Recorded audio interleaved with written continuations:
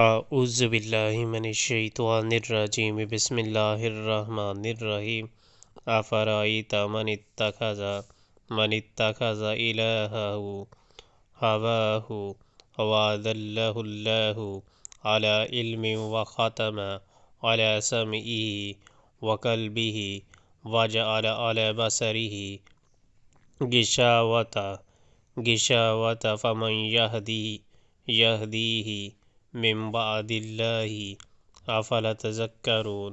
پھر کیا تم نے کبھی اس شخص کے حال پر بھی غور کیا جس نے اپنی خواہش نفس کو اپنا خدا بنا لیا اور اللہ نے علم کے باوجود اسے گمراہی میں پھینک دیا اور اس کے دل اور کانوں پر مہر لگا دی اور اس کی آنکھوں پر پردہ ڈال دیا۔